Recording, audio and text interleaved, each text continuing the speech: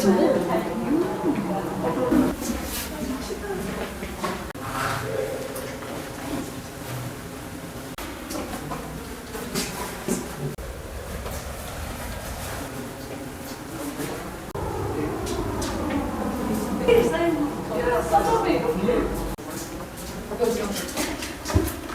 이대로 할 때 되겠네. 그럴까요? 아 이제 안 해요 막. 저희가 이 앤솔로지가 특별한 이유가 이걸 하느라고 진짜로 저희가 고래를 보러 간 건 아니고요. 벽화를 보러 갔었어요. 울진에 방구장갑화를 울산. 죄송해요. 네. 울산에 방구장갑화를 보러 갔었는데 정말 몇 년 지났지만 아직도 그 더위가 기억나요. 너무 더웠었는데 갔는데 정작 방구장갑화는 이제 너무 멀리 있어야 된다고 걸어가는 것도 걸어가고 가서 거기서 맨눈으로 볼 수 있는 위치가 아니었다고 하더라고요. 네, 그래서 이제 고래박물관에서 잘 복원된 걸 보고 네, 그리고 그 대신에 근처에 직접 볼 수 있는 데가 있었거든요. 다른 안각화를 보고 돌아와서 이제 그때 울산에 계셨던 이제 김현 선생님이랑 만나서 이제 얘기를 좀 나눠보고 이제 작품에 대한 얘기들을 나눠봤습니다. 그리고 이제 그 울산에서 박물관도 좀 돌아보고 네, 거기서 힌트를 얻은 작품들도 있고 그랬습니다. 자, 그러면 우선 얘기해야 될 게 이제 수많은 이야기 주제거리가 있고 그렇지만 저는 그냥 갑자기 고래에 꽂혔고 그렇지만 이 중에 고래고기를 먹어본 사람 없는 걸로 알고 있거든요. 네, 그래서 이제 각자 이제 마이크를 순서대로 넘길 텐데 고래가 나한테 어떤 의미가 있는지에 대한 얘기를 좀 들어보고 싶거든요. 시작하셔야죠. 아니 저 고래. 나를 아는 사람이 너무 많아서 왜 앤솔로지를 상어 앤솔로지보다 나을 것 같아서 네, 상어는 약간 다 조스라고 하고 네. 약간 무서운 이미지가 있을 것 같은데 고래는 뭐라 그러지 그런 거 있잖아요. 인형 같은 거 그닥 좋아하진 않는데 왠지 고래 인형 보면은 귀여울 것 같고 약간 사람들한테 주는 그런 이미지가 있거든요. 네, 그래서 이제 청소년들이나 이제 초등학생들한테도 잘 어울릴 것 같아서 고래로 한번 해볼까 하고 여기 표지에 보면은 주인공인 고래가 물 속에 있지 않아요. 이게 하늘에 떠 있잖아요. 가상의 얘기지만 여기 만약에 그 조스나 다른 물고기가 떠 있다고 생각해보세요. 하나도 안 어울리잖아요. 근데 고래는 물 속이 아니라 물 밖에 있어도 잘 어울리는 그런 존재라 어떻게 한번 얘기를 해볼까. 저는 궁금하거나 알고 싶은 거 있으면은 이제 이야기를 써보거든요. 왜냐면 그 와중에 이제 조사를 많이 해보는 거니까. 네, 그래서 이제 저는 고래를 썼고요. 네.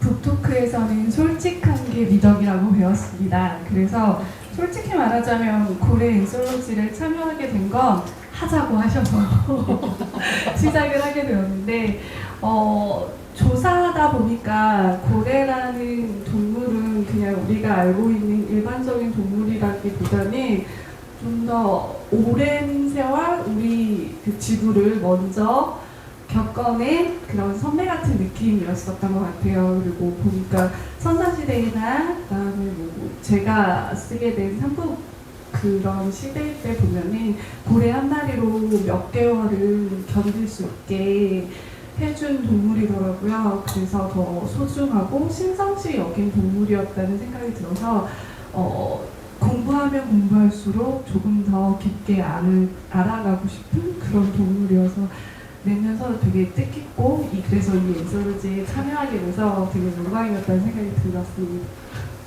이게 저희가 4명이고 이 처음에 고래 역사 앤솔로지 써요 이렇게 시작한 거잖아요. 그러면 그 다음 해야 될 일이 이제 그럼 너 어떤 시대 네가 어떤 시대 가져갈 거야? 이렇게 된 거예요.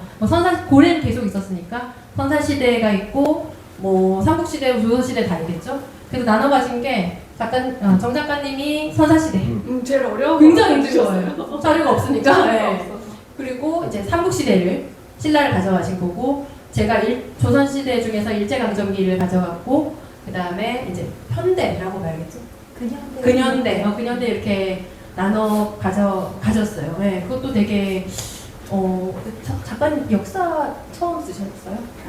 많이 써보셨죠? 저는 처음 써가지고 처음에 정명 작가님이 전화와서 여진쌤 역사 뭐 고래 앤솔로지 쓰려고 하는데 쓸래요? 그래서 역사 한 번도 안 써봤는데 그래요 쓸래요 말래요 빨리 지금 말 안 하면 나 다른 사람한테 전화할 거야 저 써볼게요 하고 이제 끊었는데 그때부터 저의 이제 고난이 시작된 거예요. 예를 들면 그냥 리얼리티 소설을 쓰거나 아니면은 호러나 장르를 쓰면은 뭐그 장르에 나름 문법이 있고 규칙을 지켜나가면서 자유롭게 쓰면 되는데 역사는 그게 이제 아니었던 거예요. 그때부터 이제 팩트와의 싸움을 하기 시작했어요. 어디까지 사실로 써야 되지? 뒤집어도 되나? 이렇게 돼서 제가 이실 찍고 하자면은 정 작가님 저한테 아까 뒷풀이 저희 같이 가요 하면서 김여진 작가가 이제 계산할 겁니다 그랬잖아요. 그 이유가 2023년 8월에 울산에 역사답사를 가고 제가 완성한 게 2025년 8월이었으니까 저 때문에 이 분들이 1년 반을 기다리셨어요. 2년 아니에요? 1년 반.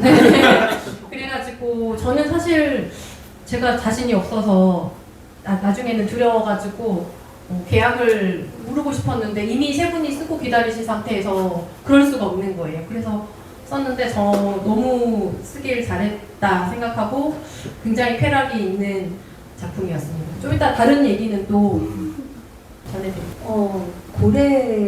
고래라는 그 존재가 저는 일단 그림책에서 많이 저에게 큰 의미를 줬던 것 같아요. 고래는 항상 수족관에 이렇게 갇혀 있어서 그 고래가 바다로 가는 그런 그림책 이야기를 본 적이 있는데 그 고래가 이렇게 그 멀리 보이는 그 바다를 보려고 이렇게 높이 이렇게 뛰다가 자기가 있는 그 어항이 깨지면서 그 물길을 따라서 그 바다로 간다는 이야기였거든요. 그러면서 아이들에게도 정말 많이 읽혀주기도 했고 그런 뭔가 희망과 또 내가 너무 감정몰입이 돼서 뭔가 이렇게 넓은 항해를 스스로 나의 힘을 키워서 하는 것 같은 그런 존재감이 있었고 제가 그림을 조금 그려보기도 했는데 첫 그림으로 판매했던 그 소재가 고래였어요. 네, 그래서 학원 운영하시는 원장님께서 그걸 사주셨는데 고래하면 뭔가 그 동경의 대상이기도 하고 그 학원에 오고 가는 아이들에게 희망을 줄 것 같다는 느낌을 가지셨다고 하더라고요. 그래서 그 색감이 좋았다고. 네, 그래서 드로잉 실력은 부족했지만 색감이 좋아서 팔렸던 걸로 그렇게 기억이 남고요. 그런 고래는 알게 모르게 저랑 계속 인연이 좀 있었다라는 그런 생각이 좀 듭니다. 네, 근데 또 마침 그 고래를 저에게 이야기를 해주셨을 때 뭔가 그동안에 내가 느껴온 그런 고래를 통해서 느껴온 나의 성장에 대한 여러 가지 마음을 좀 표현할 수 있지 않을까라는 그런 생각을 하면서 작업을 시작했는데요. 저도 많이 고전을 했습니다. 네, 정말 고전을 했고 고래에 대한 동경으로 글을 쓴다는 말이 안 되는 거고요. 정말 그 자료 조사한 것만 어제 그저께 제가 이제 작업실 정리를 하다 보니까 진짜 이만큼인 거예요. 그래서 제 남편이 제발 좀 저거 좀 언제 버리니 버리려고 보니까 하나하나 너무 주옥 같은 자료들인 거예요. 그래서 결국 버렸다고 뻥치고 어디다가 잘 박아두었거든요. 그만큼 소중한 자료들이고 이런 자료를 많이 공유하고 또 많은 분들이 같이 아실 수 있으면 좋겠다는 생각도 하고 고래라는 그 존재에 더 관심을 좀 많이 가지시고 또 우리 어떤 삶에서 우리가 다 지금 고래라고 느끼면서 사는 이 시대에 좀 같이 공감도 좀 하셨으면 좋겠다. 네, 그런 생각을 했습니다. 네. 자, 그리고 제 생각은 고양이가 버티지 못하는 동네에 사람이 살 수 있을까라는 생각이 있고 마찬가지로 치면 고래가 살 수 없는 세상에 인간들이라고 잘 살 수 있을까? 그러니까 우리가 뭐 SNS나 영화나 드라마 보면 우리 모두 다 잘생기고 돈 많고 이런 주인공이 있지만 그 사람들은 10,000명 중에 한 명이고 우리 대부분 쫓겨다니는 고래와 별 다를 수 없는 인생을 살아가고 있다고 생각을 하거든요. 그래서 좀 의미가 좀 많아진 거고요. 그리고 여진쌤이 이제 좀 느껴주시는 고마웠던 게 몇 가지 있었는데 그 사이에 우리 이지선 작가님이 AI의 대가로 거듭나셔갖고 뒤에 영상도 만들어 주시고 그 다음에 2025년 8월인가요? 그 방구리 안각화가 유네스코 세계문화유산으로 지정이 되면서 이제 마치 우리가 준비한 것처럼 준비한 것처럼 성견 지명과 뭐 이런 게 있었다라는 얘기가 있었습니다. 그리고 어차피 저기 계신 두 분은 이 바닥에 끌어들이기 위해서 이제 낚시를 한 거기 때문에 기다리는 건 일도 아니에요. 그러니까 이제 작품에 대한 얘기를 할 건데 우리 옆에 계시는 우리 유영 작가님은 그 남매고래라는 작품을 쓰셨고 이제 통일신라라고 불러야 되나요? 네, 신라 시대 얘기를 하는데 방구대 안각화가 가면 진짜 10,000년 정도의 낙서판이에요. 거기가 딱 가보면 바위가 약간 안쪽으로 기울어져 있어서 그 뭔가 빗물이나 이런 데 잘 안 씻겨져요. 왜냐면 바위에다가 외야에 노출시키면 햇빛도 그렇지만 빗물이 내리면서 지워지는데 여기는 약간 꼭 들어가 있어요. 네, 꼭 들어가 있어서 빗물이 타고 흘러내지 않는 구조더라고요. 그리고 이제 바위가 약간 다른 바위보다 좀 무른 편이라 뭔가를 새기기가 되게 쉬워서 사람들이 그런 거 있잖아요.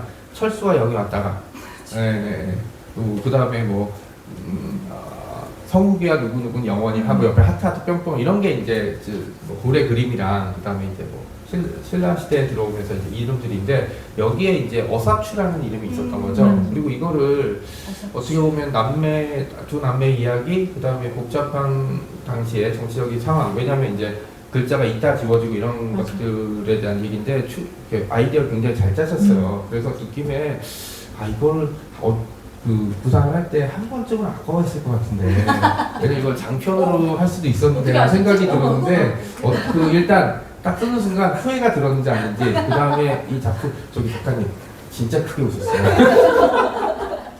그리고 이제 이 아이디어를 어떻게 냈는지 진짜로 좀 놀랐어요. 왜냐면 뭐 그런 구조를 가지고 저도 자료는 봤는데 이거를 이렇게 쓴다고 좀 놀랐는데 요 두 가지 먼저 답변해 줄게요. 궁금해요. 네. 일단 제가 정 작가님한테 칭찬을 받게 돼서 너무 기쁘고요. 그리고 솔직히 쓰면서 중간까지 쓰면서 이거 장편. 장편이다. 이거 단편으로 내면 안 되겠다라는 생각이 들었는데 일단 솔직히 말하자면 늦게 출간이 됐지만 제가 쓴 첫 번째 청소년이었거든요. 그래서 유희영으로는 얘가 가장 처음이었고 그리고 동화로는 역사를 썼었는데 쓰면서 너무 재밌었거든요. 역사의 빈틈을 들여다본다는 것이 어쩌면 오늘의 나에게 편지를 보내는 게 아닐까라는 생각이 좀 많이 들더라고요. 제가 좀 악작 같은 면이 없어요. 되게 무서움도 많고 그리고 약간 토끼 같아서 누가 툭 치면 도망가고 말거든요. 그런 제가 역사를 쓸 때는 꼭 되게 열심히 악착같이 사는 주인공을 그리게 되더라고요. 살아남아야 주인공인 거잖아요. 포기하면 그 친구는 주인공이 될 수 없으니 이 친구가 겪어낼 수 있는 것들을 하나 둘씩 조금씩 저만의 방식으로 나타내는 게 역사여서 너무 재밌었는데 이 고래 엔솔로지에 있는 남매고래도 그랬어요. 이렇게 한여름이었는데 너무 더운 여름인데 그 제가 쓴 곳은 반군의 암각화가 아니고 혹시 가시게 되면 천전리 각석이라고 있거든요. 천전리 각석을 거기는 직접 손이 닿을 만한 거리에서 볼 수 있어서 꼭 방문해 보시라고 말씀드리고 싶은데 그리고 반군의 암각화도 물론 유네스코에 등재될 만큼 훌륭한 거지만 의미는 천전리 각석이 더 있는 게 거기에는 글자도 있어요. 글자도 있는데 초기 신라였어요. 버풍원 진흥원 들어보셨죠? 교과서에서 맞아요. 율령반품 이런 거. 그때의 글들이 있는데 저한테는 그 글보다 더 호기심이 갔던 게 실제로 봤을 때 글 밑에 그 그림이 있었는데 사람 발만 있는 거예요. 근데 그 발에 되게 열심히 가로무늬 격자무늬로 사람 버선 코가 그려져 있는데 나중에 찾아보니까 이 정도를 신으려면 왕족이어야 한대요. 그런데 그렇게 세밀한 그림을 갈아엎고 그 위에 글을 썼다는 게 첫 번째 너무 흥미로웠고 글이 두 개거든요. 두 개인데 하나는 사부지 갈문왕이 왔다 갔는데 그 어사추 여랑이랑 왔다 갔대요. 그 글 하나랑 그 옆에 사부지 갈문왕 아들이 여기를 엄마랑 왔다 갔대요. 근데 엄마가 어사추어랑이 아닌 거예요. 그래서 복잡한 집안이네. 네, 그래서 여기를 그러니까 시쳇말로 그리고 전 여친이랑 왔다 가는 곳을 엄마랑 왔다 가기에 너무 이상하고 이 그림을 그 넓은 바위에 하필 그 사람을 갈고 그 위에 적은 이유가 뭐였을까. 그래서 제가 거기에 대해서 많이 찾아봤는데 누구도 그거에 대한 그 명쾌한 얘기가 없더라고요. 신라 초기여서. 그래서 거기서부터 시작을 했는데 청소년이니까 그 둘의 사랑을 다루는 것보다는 청소년이 주인공이 되고 그 비문에 얽힌 이야기가 있으면 어떨까라고 생각을 하다 보니까 쓰게 됐는데 솔직히 지금 생각하면 제가 가진 욕심이 너무 커서 단편에 너무 우겨 넣었던 것 같아요. 그래서 좀 친절하지 못한 소설이 된 것 같아서 그거는 살짝 속상하긴 한데 그래도 여기에서 중요한 건 천전이 각석도 중요하고 미스테리도 중요하지만 두 남매가 그 신라 초기에 가야에서 금관 가야가 그때 딱 망했거든요. 그래서 그때 가장 밑바닥에서는 어떻게 살아남았을까. 그리고 그 천전이 각석이 되게 재밌는 곳인 게 강이 정말 걷다가 계속 줄었더라고요. 그래서 지금 거의 내천 같거든요. 그래서 뭐 저주가 있었다는 소문도 있는 것 같더라고요. 그래서 거기에서 근데 마을은 존재했었대요. 그래서 그 마을에서 가장 힘없는 아이는 어떻게 견뎠을까를 생각하게 됐던 것 같아요. 쓸 때마다 저한테 해주고 싶은 말을 쓰는 것 같긴 해요. 그래서 이런 상황에서도 열심히 네가 할 수 있는 걸 길을 끝까지 찾아봐 라고 생각해서 좀 열심히 쓰게 된 것 같습니다. 그러면 개인적으로 네. 네 작품이 있는데 본인 작품은 몇 번째 속한다고 보나요? 마지막은 네 번째는 안 봤습니다. 순위를 정한다. 1, 2, 3, 4. 제 거 1등이요. 4등은? 4등은요? 선사시대요.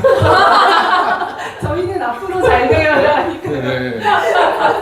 아, 내가 위험한 질문을 했거든요. 자, 이제 우리 여진쌤은, 근데 여진쌤 작품은 좀 늦었던 게 이해가 될 수 있었던 게, 그 일제강점기라는 시대가 쓰기가 좀 어려운 것도 있고, 그 다음에 아이디어를 짰던 게 사실 그때 장생포 고래박물관인데, 거기 갔을 때 되게 눈에 띄는 구절이 그거였잖아요. 그, 뭐였지?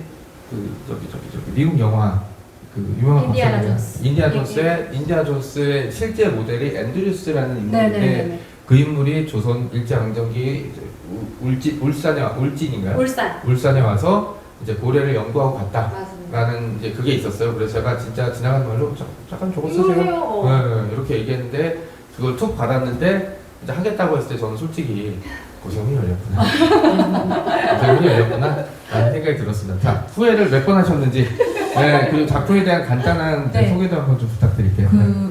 사실 이제 제가 사실 그림책 번역을 한 80권 정도 했어요. 그게 저한테는 훨씬 더 메인으로 하는 어떤 글 작업 중에 하나였고, 창작은 지금 이거 포함해서 4권 정도 있는 거기 때문에 처음에는 저학년 동화를 썼고, 그 다음에 리얼리티 그냥 생활 청소년 소설 단편을 썼고, 그 다음에 또 호러 청소년 단편을 쓰고, 또 이제 적응하려고 하니까 또 역사가 이제 들어온 거예요. 물론 네 번째 쓰면 더 잘 써야 되지 않아 할 수 있지만 역사는 제가 처음이니까. 하지만 그때 이제 일제강점기를 제가 감사하게도 다른 작가님들이 가장 탐날 수 있지만 이제 양보해 주셔서 하게 됐는데, 이 인물 로인 체프먼 앤드류스라는 실존 인물이에요. 여러분 찾아보시면 자료도 다 나올 정도로 실존 인물인데, 이 사람을 등장하게끔 해야겠다 말고는 제가 할 수가 없는 거예요. 역사를 써본 적이 없으니까 처음엔 되게 쉽게 생각했어요. 여기 지금 자료를 가져왔는데 어디까지 내가 상상의 허구를 할 수 있어? 못하겠는 거예요. 괴로워가지고 아까 말씀하셨지만 이거를 솔로 내 단독도 아니고 내 솔로인데 빨리 계약을 물으면 좋지 않을까 했는데, 이 세 분이 2년 전에 다 쓰시고 기다리는데, 그러면 또 새로운 일제강점기 단편을 채울 작가를 또 섭외해서 그러면 출판사한테도 더 이상 못할 짓인 거예요.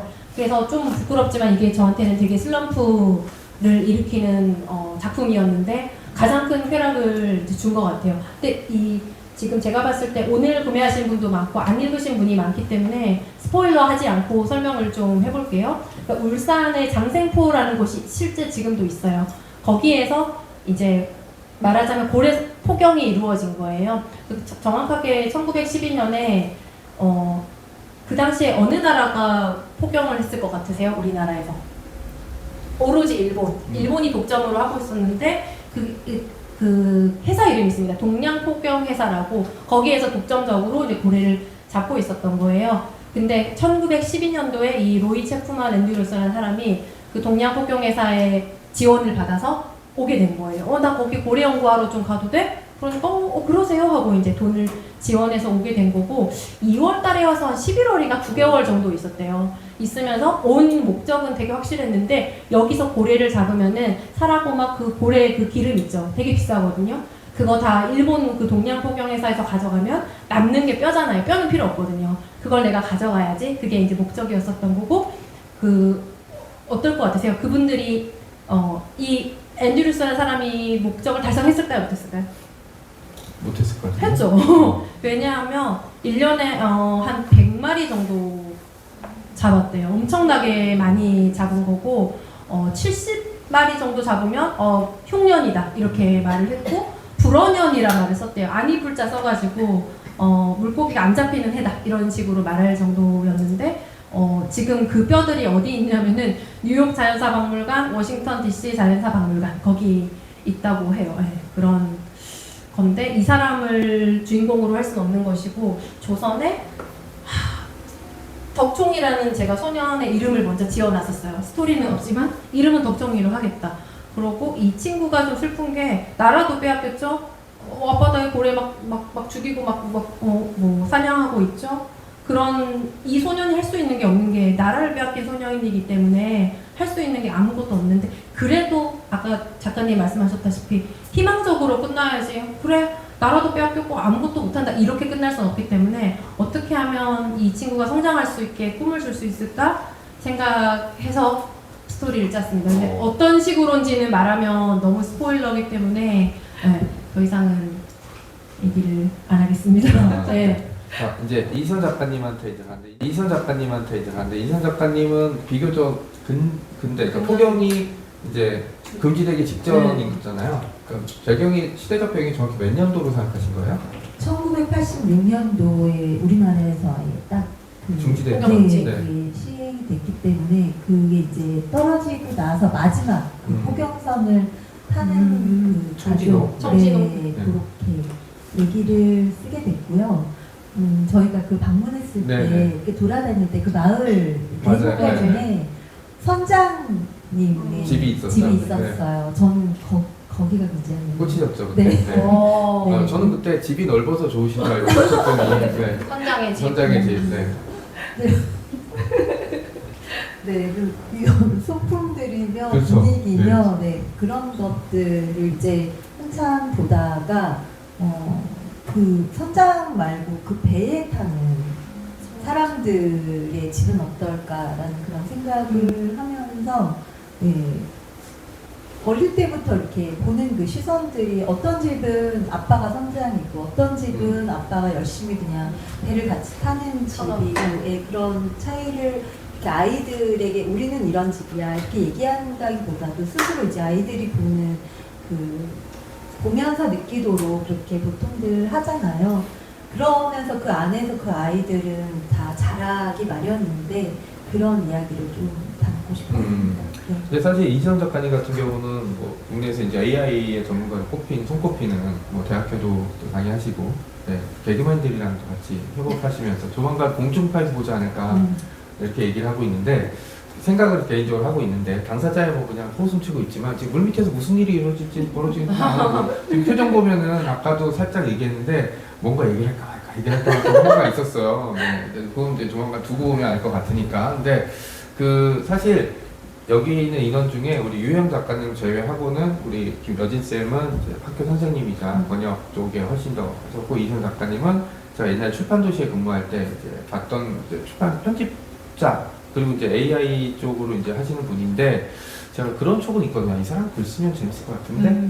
라는 생각을 가진 사람들한테 사실 보통 이제 부탁을 하는데 이제 여진 쌤은 뭐 이전에 작업을 해본 적이 있었고 이지선 작가님 같은 경우도 부탁을 드렸었는데 근데 사실 솔직히 제가 부탁을 하고 한다고 이게 잘 될지 안 될지는 제 몫은 아니잖아요. 근데 저는 이 페이지에 이 단어를 읽으면서 이지선 작가님은 작가로서도 이제 나중에 노력할 수 이제 활동을 하는데 저는 지장이 없겠구나가 언제 느꼈냐면 213페이지에 제가 읽어드릴게요. 강원은 배의 한쪽 모서리에 서서 젖은 머리카락을 털어내며 깊게 숨을 들이켰다. 숨이 달다. 네, 저 같았으면 숨이 차다. 저 여기 네, 표시해놨어요. 좀 특이해가지고. 네, 자, 이거 혹시 쓸 때 기억나세요? 어떤 생각으로 쓰셨는지? 숨이 달다고 느낀 적이 제가 그때 최근에 있었고요. 일이 너무 많아갖고. 네. 숨이라는 게 그냥 의도하고 쉬는 숨은 정말 다르고, 그리고 의식하지 못하고 그냥 자연적으로 쉬는 거라고 생각했는데, 정말 의도해서 내가 쉬었을 때 느껴지는 그런 느낌이 다 다르긴 하더라고요. 근데 그거보다도 바닥을 찍어보면 세상에 저는 그 바닥을 본 적이 있어요. 뜨거운 맛을 보면 숨이 달더라고요. 네, 근데 그 달다는 그 느낌은 아주 담백한 문자 하나지만 그 안에 정말 많은 경험과 또 사유와 또 감정이 담겨 있는 말이라고 생각을 하고요. 이렇게 단숨을 쉴 수 있기 때문에 이 주인공이 또 뛰쳐나가지 않았나. 그 단숨의 힘으로 우리 모두가 그런 단숨을 가끔씩 쉬면서 그렇게 살았으면 좋겠다. 그렇게 생각을 합니다. 네. 그러니까 이제 책을 굉장히 많이 보고 하는데 저는 개인적으로 이 책에서 그 지점이 가장 눈에 띄었던 게 얘기했던 대로 뭐 개인적인 서사도 알고 있는 지점이 있었고, 사람이 이제 바닥을 찍거나 어둠에 빠졌을 때 한 95% 못 나와요.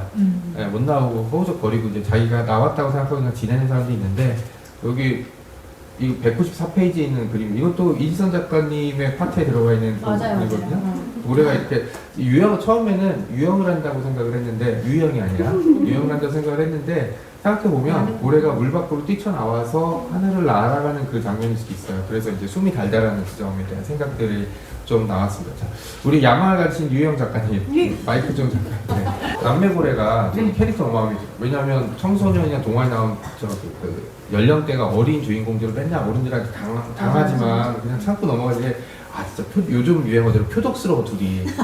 설아와 설경이었나요? 그쵸. 네, 근데 정말 표독스럽고, 여기 책을 읽어보시면 저주를 내린 부분이 있거든요. 네. 근데 저는 마을 사람들이 저주를 받아 마땅하다라고 생각이 드는데, 보통 다른 사람이 썼으면 이 상황까지 안 가져가든가 하는 거죠. 그러면 마을 사람들은 순장도도 누구 따로 보내야 되고, 그죠? 네. 그 다음에 고래도 이제 안 잡히고. 왜 그러냐면 여기 대사 치는 게 그게 있어요. 그래 산이나 쫓아다녀 뭐 이런 거 있잖아요.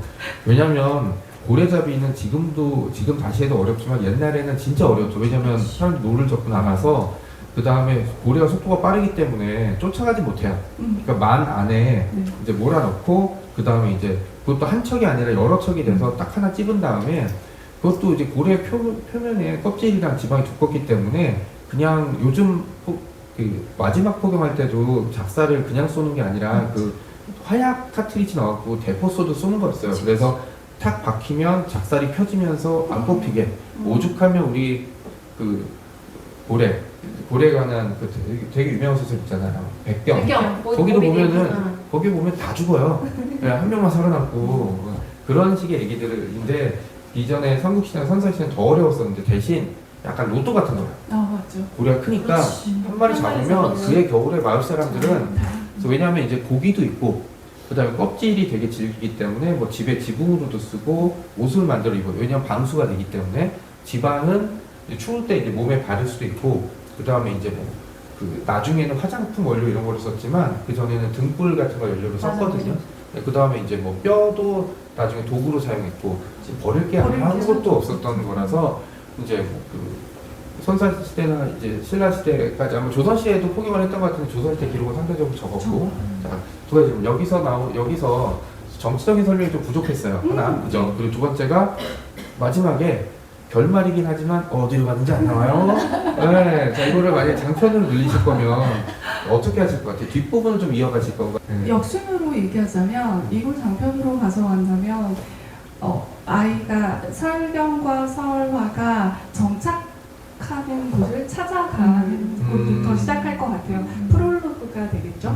그렇게 해서 어딘가 자리 잡고 근데 또 여기가 제일 지옥이라고 생각했을 텐데 아무도 모르는 곳에 가면 또 다른 지옥이 그리고 더 깊은 바닥이 시작이 되겠죠. 그 중에서도 사실 이 남매고래라는 그러니까 제목 자체가 그 방구대 안팎화 보면 고래 위에 고래가 있어요. 그래서 엄마가 아이를 등에 업고 다니는 그림이 정확하게 그려져 있어서 유네스코에 선정이 될 때도 이거를 눈으로 보고 그때 당시에 표현한 게 굉장히 큰 점수를 받았거든요. 그리고 저도 역시 그게 굉장히 신기했고 그런데 그게 꼭 엄마일 필요는 없는 것 같아요. 그리고 가장 옆에서 나를 믿고 지지해줄 사람 이런 생각해서 두 남매가 어디로 가든 같이만 있을 수 있는 경주로 하는 거 아니었나요? 경주? 신라요? 네. 그렇죠. 경락의 한바다로. 가까우니까. 서라벌. 신라 초기였으니까 네. 차라리 네. 고려로 가서 고구려. 고구려로 가서 네네. 밀정을 하는 게 야. 낫지 않을까. 일정. 잠깐. 성적인 얘기죠. 뭔가 본인의 얘기를 감추기 위해서 뿌리는 연막이라고 생각하시면 돼요. 그렇게 서러벌로 가겠구나. 그래서 이런저런 생각들을 많이 했는데 사실은 어떤 작품은 아이가 제일 늦게 올 때가 있거든요. 그리고 편한 이름을 쓰다가 이렇게 갈아버리는 경우도 있어요. 근데 이 작품은 신기하게 설경 설화가 먼저 왔어요. 한여름에 갔는데도 설경 설화라는 남매 이름이 떠올랐고 이 둘을 놓지 못했던 것 같아요. 사실 욕심을 그렇게 내면 이야기가 계속 꼬이거든요.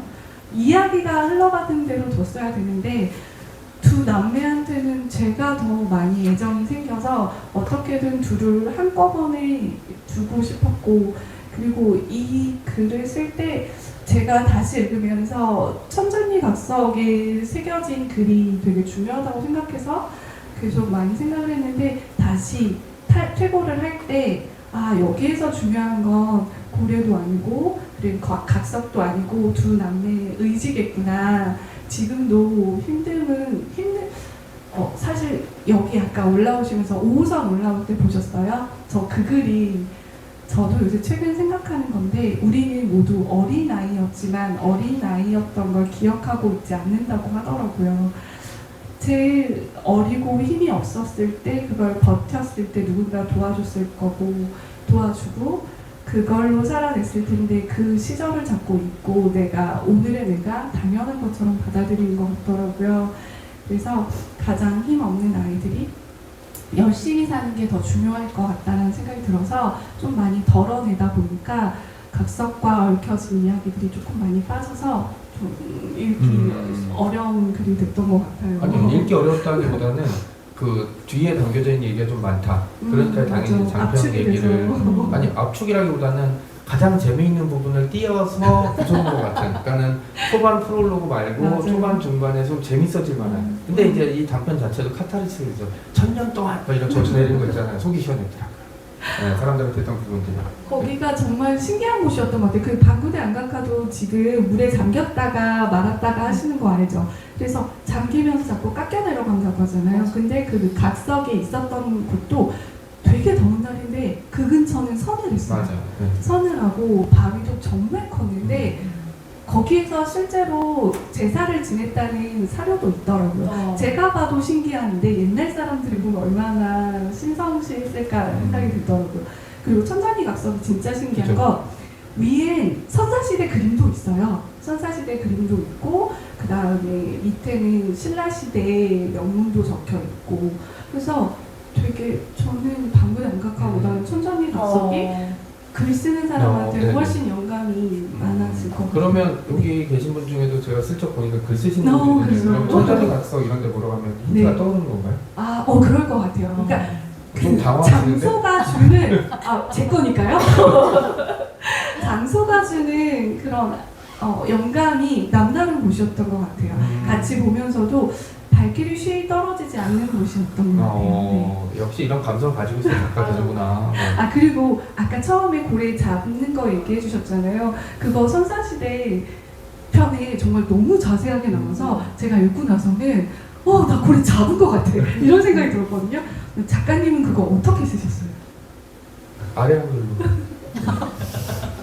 그렇죠. 네. 네. 그럼 머릿속에 상상이 상상이 아니라 자료를 어디서 찾으셨어요? 선사시대는 아, 자료가 네네. 진짜 아, 없잖아요. 영업 비밀. 아, 네. 영업 비밀. 사람들이 오해하는데 자료가 많다고 좋은 게 아니게 자료 아, 봐야 될 게 많아. 맞아. 일제강점기 때 자료 그리고 맞아. 일종의 자료 공포증이 있는 게 요걸 대충 여기를 알면 더 있는 것 같아. 네. 그리고 실제 찾아보면 더 있어. 그러면 이제 글을 쓰다가 지치는 거예요. 네. 그리고 자료 보다가 내가 이걸 왜 봤는지 까먹고 그냥 자료만 볼 때가 있거든요. 그러니까 옛날에 책을 많이 가지고 알겠지만 책이 이렇게 쌓여있는데 책을 찾다가 책이 무너져. 그래서 아이씨 하고 일어났는데 다른 책이 있어. 그래서 그 책 읽다가 내가 뭘 찾았지? 그렇죠. 네, 잊어버릴 때가 맞아, 있어서 맞아. 약간 그런 거고 그 옛날에 했을 때 어떻게 했을까? 뭐 통나무배 그 다음에 저기 그 작살 같은 거 만들어서 그리고 이제 그 지금도 옛날 방식으로 고래 잡는 동남아 어디 섬에 하는 거 보니까 뱃머리를 되게 높이 만들고 다이빙대처럼 그 요즘 마지막 포경선도 뱃머리가 되게 높아요. 위에서 쏴야 되니까 거기 위에서 작살을 들고 아예 물속으로 뛰어 들어가면서 이제 꽂더라고요. 네, 그리고 이제 그 작살도 뾰족뾰족 가시처럼 만들어서 박히면 안 빠지게 해서 이제 머릿속으로 이제 시뮬레이션 한번 이제 돌려봤죠. 네. 그렇게 해서 이제 얘기들이 나왔고요. 그리고 이제 그러면 이제 나중에 동화로 쓰시게 되면 한 150명만 더 쓰면 되는 거예요. 그죠? 네. 네. 전 왜냐면 네. 상투적인 얘기가 아니라 저는 그 설경이랑 설화이 그리고 매기수염 아저씨도 네, 좀 매력적이었고 그래서 다른 곳에 가서 이야기 그 다음에 얘기했던 대로 어사추와 다른 그 앞에 네. 선대 이야기가 좀 궁금했던 건 네. 편지 넘겨주시면 네, 자연스럽게 흘러가야지 네. 되거든요. 왜냐하면 여기 채원이가 덕총이랑 관계가 있는 거잖아요. 아, 그렇죠. 네, 그래서 이제 마지막 장면 처음에 이제 마지막 에필로그를 읽기 전에 프롤로그를 읽으면서 그 자연박물관 뉴욕이었죠. 뉴욕이에요. 뉴욕 자연박물관의 그 얘기는 저도 알고 있었는데 네. 이 얘기를 왜 단편인데 넣었을까? 라는 생각이 좀 들었었어요. 네. 잔소리할 준비가 돼 있었는데 네. 다 좋은데 말이야 이랬어요. 막 했는데 마지막에 딱 그 전형적인 수미상관 구조 있잖아요. 그러니까 고래뼈가 뉴욕에 가 있지만 이제 그 다른 우리 얘기, 네. 연결돼 있다는 얘기를 듣고 야 내가 사람을 잘못 보진 않았구나 라는 생각이 좀 들었습니다. 이거 처음부터 구상하셨던 건가요? 아니면 이 구조를 아니면 쓰다가 생각나는 건가요? 지금 현대랑 일제강점기 연결되어 네, 있는 네, 거예요. 뉴욕 여행을 제가 2014년에 한 달이나 했어요. 그러면은 뉴욕 자연사박물관이 정말 유명하거든요. 자연스럽게 가야죠. 네. 고래뼈부터 시작해서 공룡뼈가 엄청난 곳인데 전 그때 당시에 전혀 생태와 자연에 관심이 없었기 때문에 바로 메트로폴리탄 박물관 바로 옆에 있는데도 일부러 안 가는 성의를 보여서 안 갔는데 조사하다 보니까 지금 쉽게 말해서 덕총이가 같이 숨쉬고 같이 잡았을 법한 고래뼈가 거기 있다고. 그러니까 한국 바다, 그러니까 울산 바다에서 건진 뼈가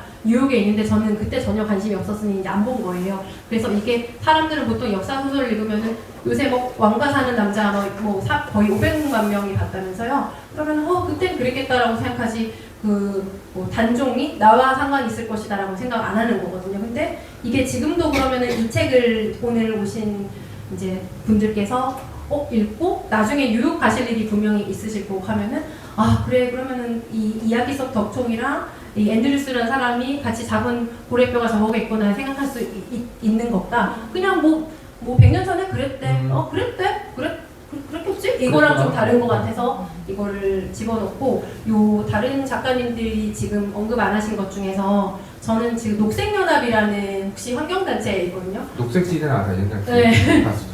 거기 거의 12년 정도 계속 이제 후원하고 있고 거기에서 그 제주도 아예 해양 그 오염이랑 환경에 관심 있는 그 환경 활동가들이 아예 독립해서 해양 시민과학 파란이라는 팀을 만들어서 제주도에서 아예 그 사람들이 이제 팀을 나와가지고 하고 있는데 이걸 완성한 곳이 제가 제주도에 작업실이 있어가지고 거기에서 완성했고 그러고 나니까 이제 원래도 생태 관심이 많았는데다가 이게 역사로 느껴지는 게 아니라 생태 소설로 저는 느껴지는 거예요. 근데 부자님들은 그냥 고래겠구나 생각하는데 아무 고래가 이 울산 앞바다에 있었을 건 아니고 어떤 고래냐 설명해드리면 그 이지선 작가님께서는 밍크 고래라고 정확하게 써두셨더라고요. 다른 작가님들은 고래 종류까지 쓰신 것 같진 않는데 이 그 울산에서 많이 잡은 고래는 귀신 고래입니다.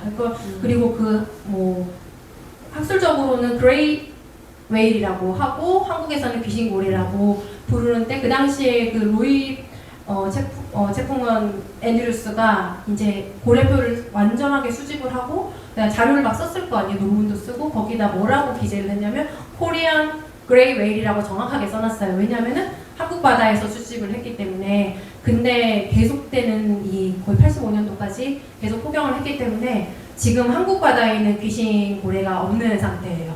그러고 놀랐던 게 다른 바다에는 여전히 막 수천 마리씩 출몰을 한다고 하는 거예요.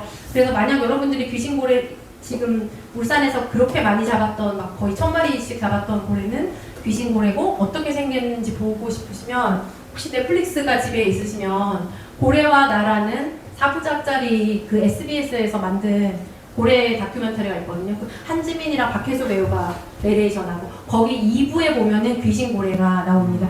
다른 고래들하고 다르게 생겼기 때문에 어떻게 차이 나냐면 이 몸에 따개비가 되게 많이 붙어 있어요. 그러면 이제 걔가 귀신 고래인 것 같은데 보면서 저는 오 이쁘네 이게 아니라 저 고래가 한국 바다에도 있으면 좋겠는데 다시 귀신 고래가 이렇게 서식지를 왔다 갔다 하다가 한국 바다로 다시 돌아오는 날이 있을까 싶어서 회귀 본능으로 지었습니다. 네. 마지막 질문이 그 채원이가 대사를 한 걸 마지막에 에필로그본에 보면 덕총이가 나중에 미국으로 온 것 같잖아요, 느낌에. 그렇죠. 그러면 이제 그냥 상총이 질문에 이거 진짜 궁금한 건데 뒷부분 이야기가 더 있을 거라는 생각이 들었거든요. 네. 그러면은 덕총이가 미국으로 가는 과정을 담으실 생각이에요. 만약에 장편을 쓰실 거면 오, 아니면 기회가 생긴다면 네. 너무 좋죠. 머릿속에 있구나. 아, 네. 네, 잠깐만 조금만 풀어줘요. 조선 관계자들이야.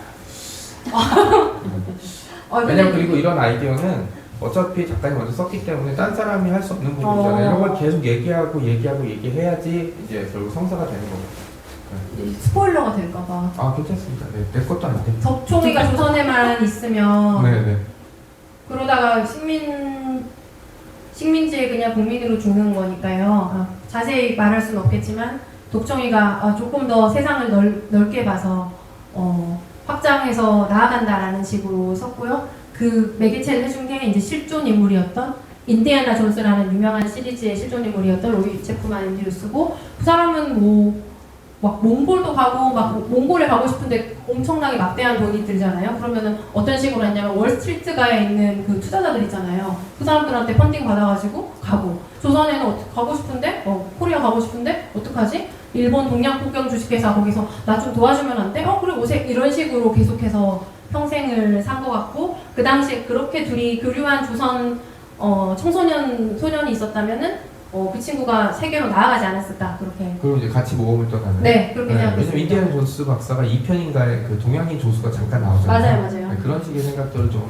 해봤으니까 나중에 이제 왜냐하면 이게 사실 단편이 장점이 이제 단점이 뭐냐면 잘 만들어 놓은 세계관이 딱 여기서 끝날 때가 있는 게 있는데 뭐 다른 작품들 이제 새 작가님 작품들을 보면은 전 단편을 볼 때 좋은 작품이 아니냐 볼 때 뭐냐면 끝날 때 영혼이 좀 있느냐 그 다음에 이 다음 얘기가 궁금해지는 왜냐면 단편은 필연적으로 이야기를 다 담을 수가 없어요. 네, 맛배기라고 생각하기 때문에 일단 이제 또 그리고 아시겠지만 단편만 쓰는 거랑 장편만 쓰는 거랑 다르니까 저는 여진쌤의 장편도 한번 좀 보고 싶은 생각이 있어서 청소년 근데 연령대를 보면 청소년과 동화 중간이기 때문에 써보시는데 해외로 가셨는데 이미 한 40개국 다녔기 때문에 그렇죠 많이 다녔어요. 몽골도 가셨잖아요. 몽골은 못 갔습니다. 이번에 가면 되겠네. 네, 가면 되죠. 가면 되죠. 그렇게 해서 다 이제 일이 일어나야 돼.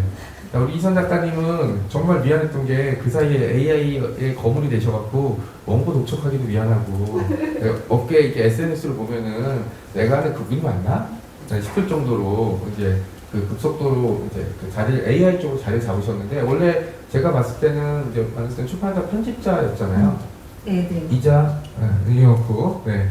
자 그런데 AI라는 거를 내가 하고 싶다고 할 수 있는 건 아니잖아요. 근데 AI에 이렇게 빠져들게 된 계기 그리고 인정받게 된 이유가 뭐라고 생각하세요?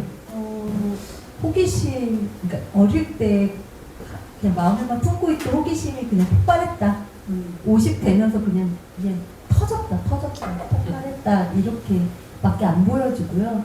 거의 3년을 밤잠을 거의 다 반납하고 그리고 살았던 것 같아요. 그리고 오늘 아침에 관악산 연주함을 올라갔다 왔는데 그것도 3년 만이었어요. 그 나이. 네. 3년 동안 그냥 어디 다른 세계에 가 있다가 다시 오른 연주하면서는 사람들이 정말 많은 대화 속에 AI라는 말이 들어있더라고요. 그래서 왜냐면 뭐 문학도 이제 AI를 피할 수가 없고 최근에 그 딸깍이라고 해서 1년에 책을 400권씩 1년이 뭐야? 1년에 9,000권씩 내는 그런 데가 출판사도 나오고 네. 네, 출판사 리스트도 네, 공개가 공개되고, 되었죠.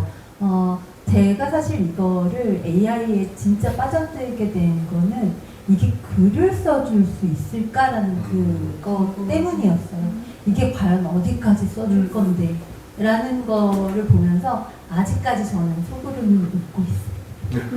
왜냐면 딴 사람들은 AI가 내 일자리를 가져갈까, 내 뺏기면 나는 뭐 먹고 살 이러고 있는데 이분만 이제 아까 저희가 식사 먼저 하고 차 마실 때도 AI에게 막 걱정했는데 이분만 그냥 온화한 표정이셔갖고 처음엔 햇살을 그리고 우리는 다 걱정하고 있는데 혼자서 햇빛을 느끼고 계셨거든요. 네, 이런 햇빛 오랜만이야 뭐 이런 거. 네, 그러니까 그러니까 햇살이 나를 위해 비춰주는구나라는 그런 여유와 아까 제가 말씀드렸던 그 단숨을 낮에 이렇게 느껴봤다. 이게 진짜 얼마만인 일일까 라는 그런 생각이 들 정도로 제가 오늘 북토크가 저한테 의미 있는 것 같고요. AI 때문에 AI를 도구로 활용하시는 많은 분들 덕분에 신춘문의 그 접수율도 어마어마하게 높아진 거는 맞을 거예요. 왜냐하면 저 같은 경우도 초고가 정말 그 어마어마한 초고들을 다시 다 끄집어내서 작업을 해봤기 때문에 그 심정을 너무 잘 알 것 같아요. 그런데 작업을 진짜 3년을 죽어라고 해본 이 입장으로서 제가 자신있게 드릴 수 있는 말씀은 AI는 도구를 다루는 게 아니라 내가 그동안 얼만큼 쌓아놓은 내 어떤 독서적인 그런 기반과 또 그 아주 작은 거라도 물고 늘어지는 그 삶에 대한 질문 그리고 막 끝없이 좀 파고들으려고 하는 그런 철학적인 자세 이런 게 돼 있으시면 AI는 사실 도구에 불과하기 때문에 하루에도 매일 바뀌는 AI가 왜 나는 저거 못 따라가면 어떻게 하지 그렇게 생각하실 필요가 없는 거예요. 예.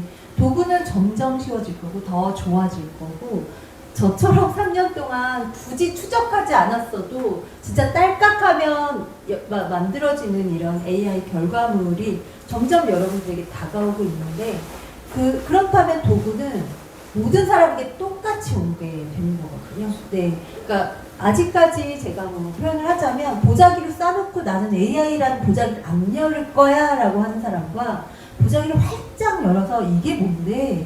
이게 과연 나한테 뭐가 도움이 될 건데? 그럼 이 AI는 나한테 내 일상에서, 내가 하는 업무에서, 내가 아직 못 이룬 내 꿈의 한 조각이라도 얘가 도와줄 수 있을까라는 그런 호기심의 시작. 그리고 AI라는 그 말이 굉장히 딱딱하잖아요. 근데 AI에게 뭐 프롬프트 이런 말도 많이 하는데 쉽게 말해 말 걸기거든요.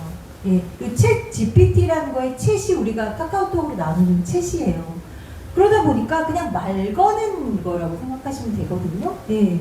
그래서 좀 편하게 접근을 하시고 말을 걸어 보시면서 내가 예화할 수 있는 나만의 영역을 찾으시고 그리고 도구가 수천 개도 넘는 이 세상에서 나는 뭐 이거 할 줄 알아 너 이거 해봤니가 이게 실력이 되는 시대가기보다 또 바뀌는구나 이렇게 발전을 하는구나 라고 트렌드에 귀를 열고 용기를 내서 하나라도 알아보려고 하는 그 마음을 먹는 그 자세가 제일 더 중요한 것 같습니다.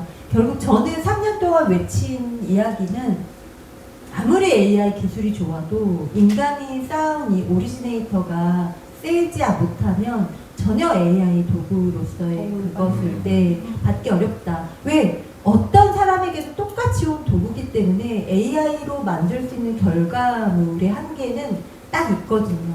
그런데 거기에 그 씨앗을 어떤 씨앗을 던지느냐에 따라서 정말 저 각석 그걸 보고 느끼는 이 인사이트를 넣느냐 그냥 보고 저게 돌이야 하는 그런 마음으로 AI에게 질문을 넣느냐는 천지 차이거든요. 그래서 그런 질문, 호기심 그리고 새로운 것을 받아들이는 용기면 충분히 가능하실 거라고 생각합니다.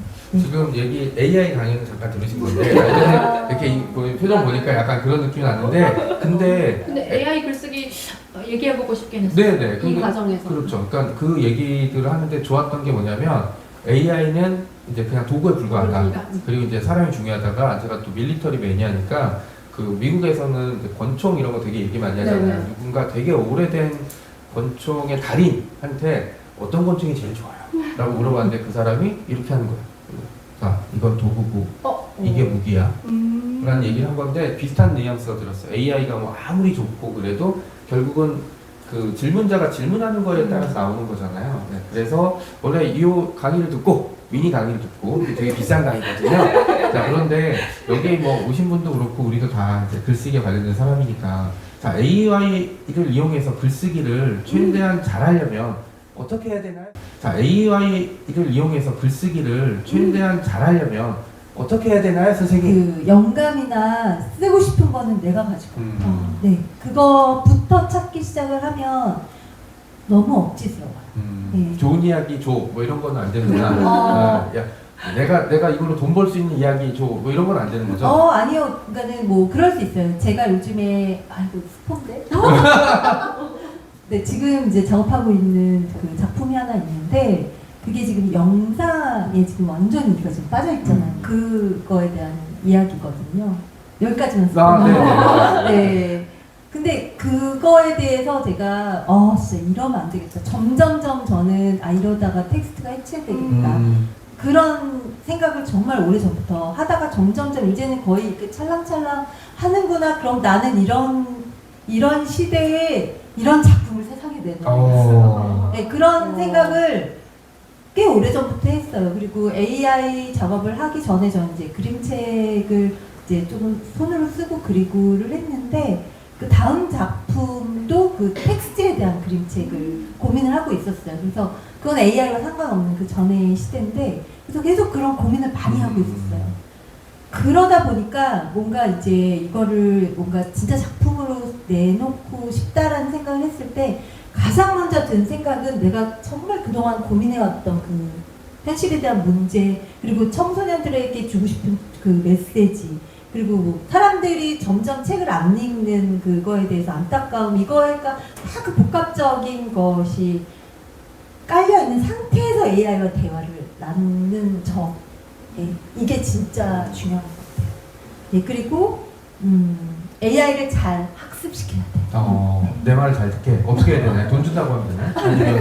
아니면 안 하면 컴퓨터 바꿔버린다고 최근에 뭐 제가 그 2026년 트렌드쇼 가가지고 그 김대식 카이스트 박사님 그 말씀을 통해 들은 것 중에 하나는 뭐 책에도 나와 있고 AGI 위해주라고 그러잖아요. AI를 잘 달래줘라. 네, 잘 달래줘라. 근데 이제 최근에 또 그런 기사도 봤어요. 그 청소년들이 AI를 다룬 그 내용을 기반으로 GPT가 네가 그동안 대화 나눈 걸 기반으로 그 사용자가 널 어떻게 대한 것 같은지 이미지를 그려봐. 그랬는데 누구는 꽃을 이렇게 위해 주듯이 그런 걸 그렸다면 너무 폭력적인 이미지를 보여준 거예요. 그러면 안 된다는 거죠. 네. 선생님은 해보셨어요? 뭐 나왔어요 그림이? 저는 늘 존대해요. 되게 고맙다. 그리고 도움됐다. 네, 도움됐다. 그리고 내가 8가지를 기억했는데 네가 2가지를 또 끄집어내주는 게 난 너는 정말 나에게 너무 도움이 되는 그런 존재야. 그리고 더 좀 줄래? 좋은 거. 반대로. 네, 더 좀 줄래? 그리고 재미나이는 잘하던데. 권력하시네요. 네. 재미나이는 이거 이렇게 하지 않고 저 촘촘한 구성을 짜면서 근거를 적어도 5가지 이상 주던데 뭐 이런 식으로 좀 구체적으로 네, 표현을 하면 좋고요. 약간 긁어줘라. 네. 클로드는 이렇게 해주던데 너는 왜 이거밖에 안 돼? 그러니까 역시. 클로드도 제미나이도 GPT도 다 지금 글쓰기 기반의 그 강력한 엔진인 건 맞아요. 그런데 나한테 가장 맞는 도구를 찾으셔라. 네. 그 세 개를 막 이건 이걸로 써보고 저건 저걸로 써보고 이러다 보면 학습도 집중이 안 되고요. AI가. 저는 GPT 같은 경우는 저와 강의 들으시는 분들이 제 GPT를 사고 싶어 하세요. 네. 스토리텔링. 예. 뭔가 이렇게 질문 던지면 답 나오는 게 똑같은 질문을 넣는데 저만 이게 너무 다르게 나오는 거예요. 그러니까 그게 3년간 학습시킨 그게 남는 거겠죠. 예, 최근에 그 업데이트가 되면서 그 사전에 나눈 이야기를 기억하지만 그동안에 학습시킨 것을 기억해서 하는 것과는 또 차원이 다르거든요. 그래서 학습을 좀 촘촘히 잘 시키시면 좋다. 예, 그리고 어떤 걸 쓰고 싶다는 게 어느 정도 구성이 짜여져 있다면 그것에 대해서 아이디어는 충분히 받아보셔라. 그리고 그걸 가지고 걔가 주는 1차적인 결과물에서 선택하지 마시고 절대 거기서 그거부터가 시작이라고 보시면 될 것 같아요. 거기서 10가지면 10가지를 다 늘어놓고 이것저것 다 발품 띄고 막 손 부르터 가면서 고민해보고 거기서부터 공동으로 같이 이렇게 소통을 나누면서 작업을 하시면 정말 좋을 것 같습니다. 제가 여기서 느낀 건 줄이자면 날로 먹을 생각하지 마세요. 약간 이런 느낌이 좀 들었는데 마이크 잡고 계신 김에 작품 얘기를 안 할 수가 없잖아요. 네. 여기 폭풍 속으로라는 제목대로 이제 폭풍 속으로 들어가는데 이거 백경처럼 이렇게 다 침몰시킬 생각을 안 하셨나요? 침몰시켜 보려고도 했었어요. 네. 그런데 너무 그러면 너무 여럿이 마지막 포격판인데 너무 열심히 치열하게 살아온 그 사람들을 침몰시킨 게 맞는데 고래도 못 잡으시고 정말 고민을 정말 많이 했고요. 그리고 삶을 유지하기 위해서 그 고래를 잡는 사람들의 이야기를 쓴다는 것 자체가 제가 너무 이게 보통 것을 건드린 것이 아니구나라는 생각을 정말 많이 하면서 썼어요. 근데 모델은 저희 아버지였던 것 같아요. 예, 사우디아라비아. 거기도 사우나 같이 덥긴 하죠. 죄송해요. 네, 사우디아라비아 가셔서 굉장히 고생하시고 그렇게 해서 몇 년에 한 번 온 그때 그 모습이지 않았을까. 그리고 그 마을에서 이렇게 이제 다니면서 왠지 거기서 땀 냄새 여러 가지 이런 향기가 저한테 너무 많이 오는 거예요. 그게 너무 신기했어요. 왜 이렇게 오지? 내가 땀 났나? 네, 덥기도 했어요. 덥기도 했죠. 근데 뭔가 아이스크림만으로는 해결되지 않는 그 땀 냄새가 끈이 사라지지 않았어요. 그래서 거기서부터 시작했던 것 같아요. 네. 여기는 뭐 질문 있으신 건가요? 질문이 아니고 그 AI를 활용한 글쓰기에 대해서 제 경험을 얘기하려고 했어요. 그러니까 이걸 하다가 계속 플롯을 짜다 보면 막힐 수 있잖아요. 그래서 몇 번 이 다음에 어떻게 전개하면 좋을 것 같아? 라고 물어본 적도 있었는데 그때 약간 두려움을 느꼈던 게 저는 정명서 작가님처럼 작품 수가 수백 건 이런 식으로 압도적으로 많은 상태가 아니고 어떻게 하면 지금 이제 새내기 작가라고 할 수 있는 상태에서 계속해서 물어보니까 이게 바로 의존을 하게 되더라고요. 무료 구독 상태였거든요. 유료 막 어떻게 하면 싸게 살 수 있는지를 제가 찾는 걸 보고 바로 껐어요. 왜냐하면은 정 작가님처럼 이미 자기가 수백 개의 픽션을 마음대로 주물러보고 문장도 아름답게도 써보고 거칠게도 써본 사람이라 이제 이 플롯 짜는 것도 고전하는 제가 거기에서 바로 계속 모든 전개를 할 때마다 이렇게 하면 좋겠어 저렇게 하면 좋겠어 캐릭터 이걸 도움받는 게 당연히 그 선생님이 말씀하신 것처럼 도움이 될 수 있겠지만 아직 내 스타일이나 어떤 좀 괴로운 거 있잖아요. 생각이 안 나도 그 이야기를 좀 이렇게 구성해 나가는 고통을 좀 느껴봐야 되는데 그걸 안 한 상태에서 계속해서 거의 메이트처럼 두고 하는 게 과연 좋을까? 그게 굉장히 두려움이 있어서 어떻게 하면 좋을 것 같아 한 2번 정도 묻고 바로 껐어요. 왜냐면 의존을 굉장히 크게 느꼈거든요. 근데 황석혁 작가가 이번에 할매인가? 냈는데 AI를 굉장히 나는 활용 잘하면서 했다. 문장을 대신 써준 게 아니라 플롯을 구성하는 데 있어서 도움을 받았다. 그 정도 거장이나 정명석 작가님처럼 이렇게 히트 작가들은 그래도 된다고 생각하지만 초보 작가인 제가 그걸 처음부터 그게 기본 베이스로 가는 것은 내 창작 어떤 저의 에센스 있잖아요. 문체라든지 내가 주로 선호하는 어떤 플롯 방식이라든지 이게 전혀 없는 상태에서 글쓰기 자체를 못하게 될 수 있겠다 생각해서 저는 한두 마디 묻고 바로 껐던 것 같아요. 아마 더 잘 쓰게 되고 더 베테랑 작가가 되면은 충분히 친구처럼 가지고 놀면서 쓰겠지만 처음 글쓰기를 하는 사람이 그런 방식으로 한다고 하면 저는 생각이 좀 다르다. 그 얘기를 하고 싶었습니다. 네. 저도 AI를 구독을 해서 쓰거든요. 챗 GPT를 쓰고는 있는데 처음에 했을 때랑 지금 했을 때 정말 얘네들이 학습 능력이 높아진 걸 느낀 게 제가 신라 초기를 썼잖아요. 근데 신라 초기는 진짜 자료가 많지 않아서 제가 도서관을 5군데 이상 다니면서 대형 도서관에서 이만한 사료를 복사해서 외우고 막 이랬었거든요.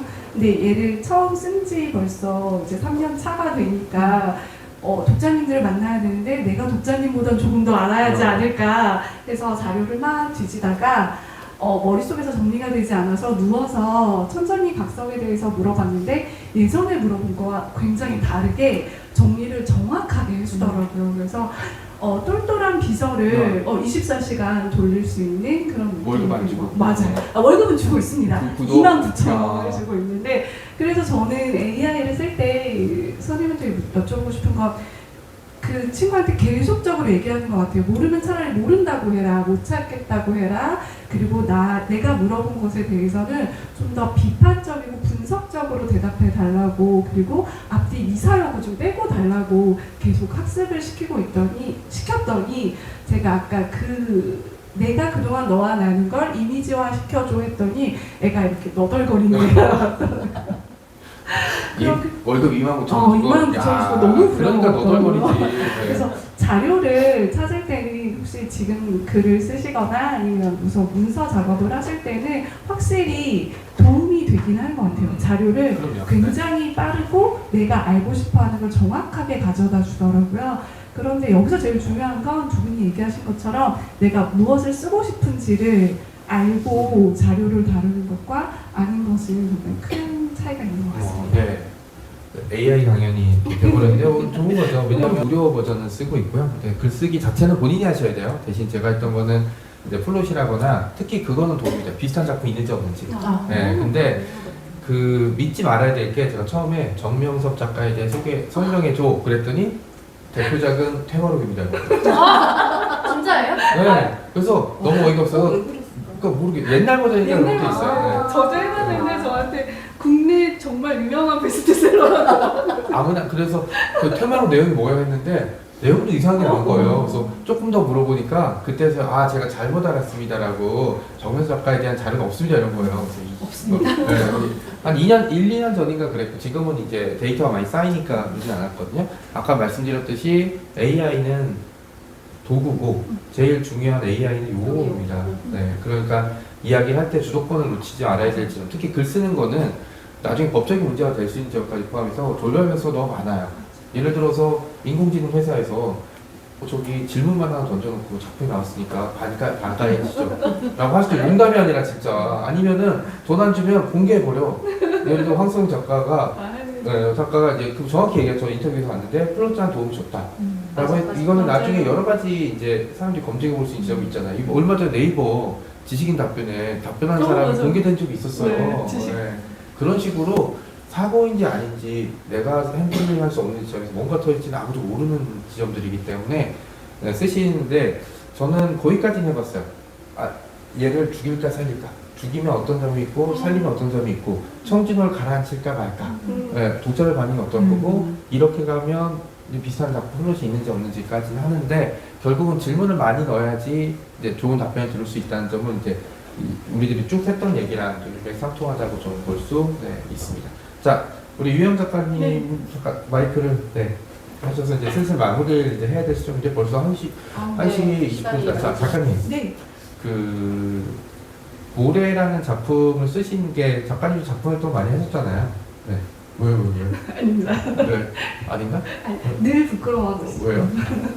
네. 작품 활동을 하고 많이 하셨고, 그 다음에 이제 앞으로도 글을 많이 쓰실 건데, 그런 게 이제 저는 이제 작품할 때 마무리될 시기가 됐잖아요. 이제 환갑이 얼마 안 남았고. 그래서 이제 거짓말 아니에요. 네, 마무리라는 생각이 요즘 좀 많이 들거든요. 네. 저는. 네. 네, 근데 이제 작가님은 이제 전성기가 시작되는 시점인데, 내가 만약에 이름을 남길 수 있다면 어떤 작품을 난 이름을 남길 수 있을까? 나는 이런 생각 혹시 해보셨나요? 나의 대표적인 뭐가 될 수 있을까? 대표적이요. 저는 지금 설명과 설화와 같은 심정입니다. 살아남는 게 목표인 것 같습니다. 쓰면 쓸수록 처음에는 너무 재밌었거든요. 너무 재밌었는데 쓰면서 남는다는 게 이제 조금 부담이스러워졌고, 그리고 아까 사실 말씀드리고 싶었는데 이지선 작가님 이거 작품 쓸 때 사실 글을 쓴다는 게 정말 외로운 작업이잖아요. 너무 외롭고 이게 맞는지도 모르겠고 맞아요. 네. 그래서 같이 여의도 카페에 앉아서 썼었거든요. 그래서 선생님의 설렘이 너무 와닿았어요. 너무 진심을 담으시고 계셨고 그때도 햇빛만 표현을 좋아하고 그랬나요? 정말 차이 큰 곳에서 했어요. 카페코마가 여의도에 있거든요. 거기에 앉아서 같이 썼었는데 진심을 담게 되니까 조금씩 더 부끄러워지는 것 같아요. 이게 내 모습이 어디에 투영이 되어 있는지도 보면서 계속 부끄러워서 한 줄 한 줄 쓸 때 처음보다는 지금이 제가 사실은 이게 12번째거든요. 12번째인데 12번째 쓰면서는 조금 더 무서워지는 것 같아요. 그런데 이 망설임을 어떻게 이겨나가야 하는지가 지금 저의 숙제이기 때문에 인생에 큰 획을 남기기보다는 한 독자한테라도 내 이름은 기억되지 않더라도 한 줄이라도 닿아서 그날은 행복했으면 그런 생각으로 오늘을 쓰고 있습니다. 뭐 이렇게 전혀 산수적인 얘기잖아요. 선곡은 저기 작가님 진짜 크게 웃으세요. 그런데 웃기지 않아요?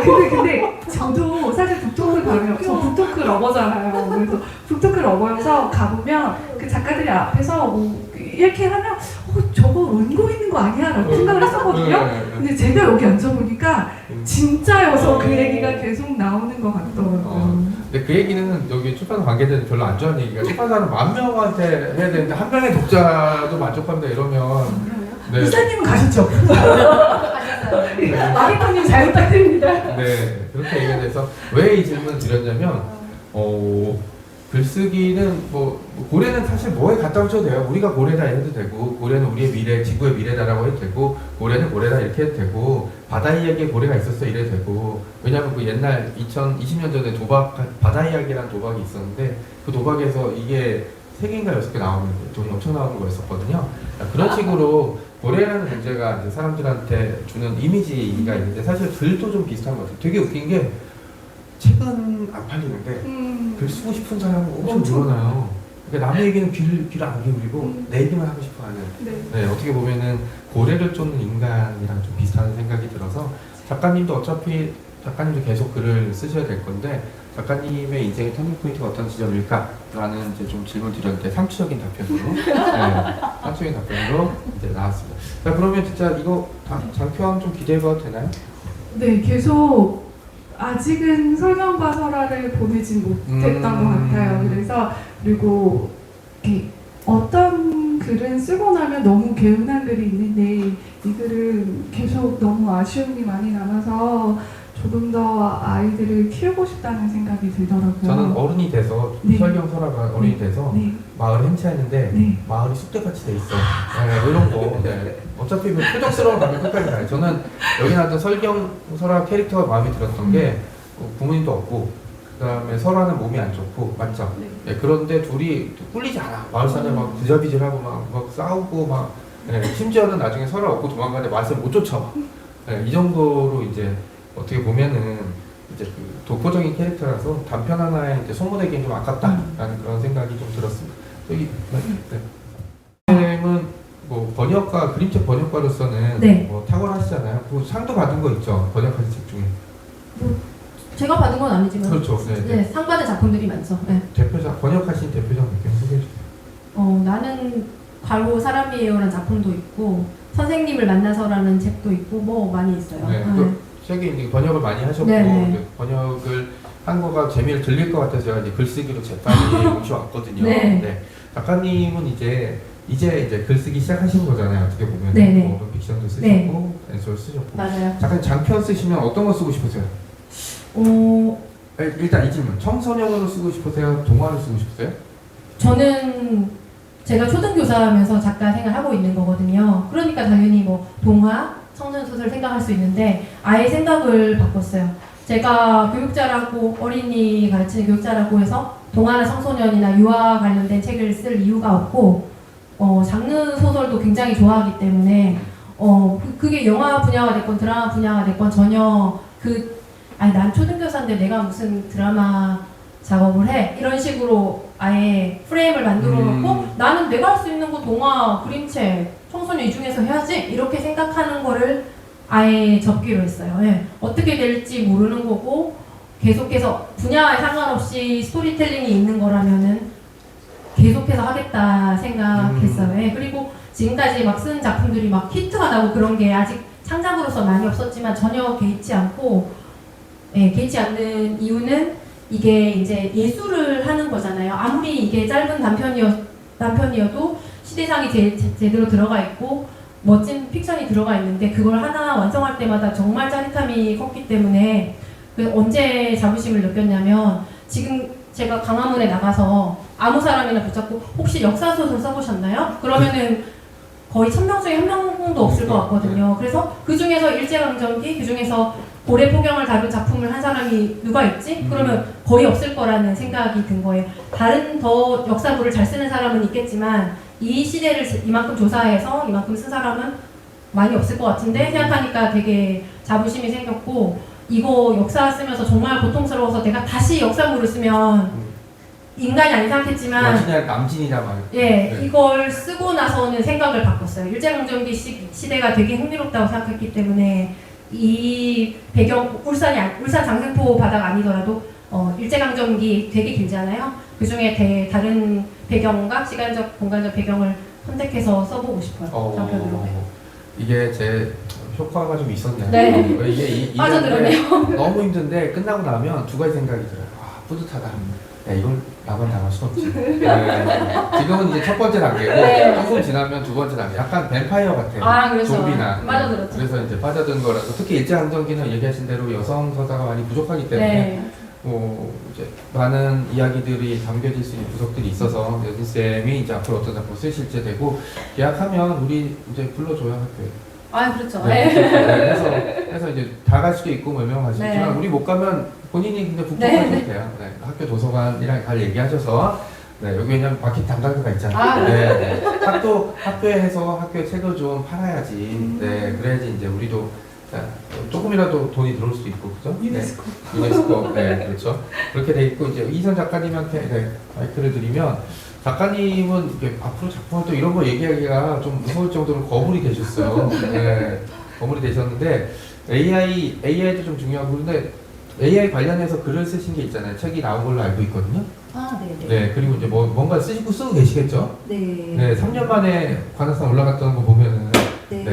자, 그런데 AI와 관련된 글. 근데 되게 앞뒤가 안 맞는 부분이 있는 게 AI와 관련된 AI는 인공지능이고 글은 되게 아날로그적인 거잖아요. 그래서 저는 AI 글쓰기란 얘기를 들으면 그 생각이 들어요. 싸고 맛있는. 약간 앞뒤가 안 맞는 그런 느낌이 드는데 작가님 그 AI가 글쓰기에 이제 어디까지 딱 가면 좋을까요? 그 선이라는 게 있잖아요, 사람들이. 제가 아까 말씀드렸을 때 이제 의도적으로 그 부분을 잘 얘기 안 하셨어요. 그래요? 3년 동안 제가 이제 AI를 엄청 들이팠어요. 그건 맞아요. 그리고 요즘 웃고 있다 그랬잖아요. 그랬던 거는 제가 AI로 바빠져서 웃었다는 뜻보다 아직까지 AI로 글을 쓰는 거는 어렵구나. 그걸 알기 때문에. 근데 나는 쉬워 이렇게 된 거 아니에요? 네? 남들은 어렵지만 나는 쉬워 뭐 이런 거 아니에요? 아니에요. 그렇지 않아요. 저 잘 넘어가요. 다 피해 가셨어요. 어렵네. 그렇게 생각해요. 아직까지는 그래요. 그래서 훨씬 더 글 쓰시는 분들이 많이 와주셨는데 충분히 우리의 이 직업군은 영원할 수 있다.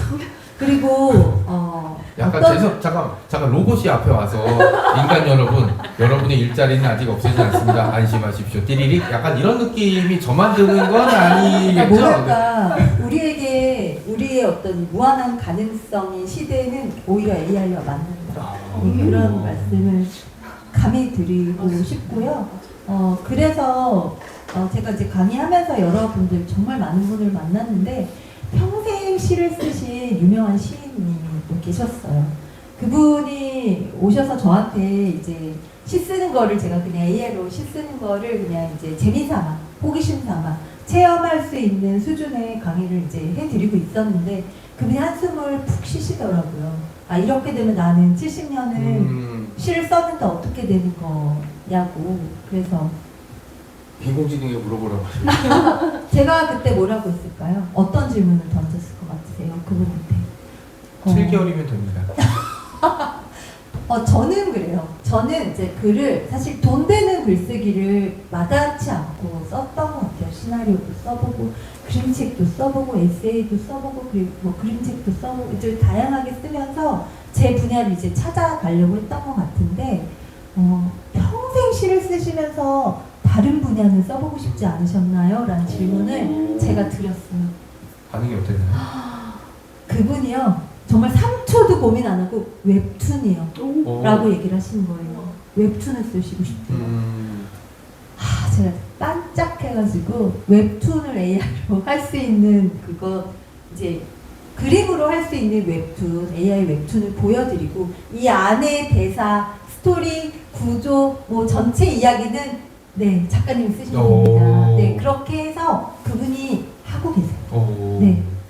또 다른 글쓰기에 도전을 하시고 내가 그동안 좀 해보고 싶었던 거를 진짜 누리고 계세요. 즐겁게.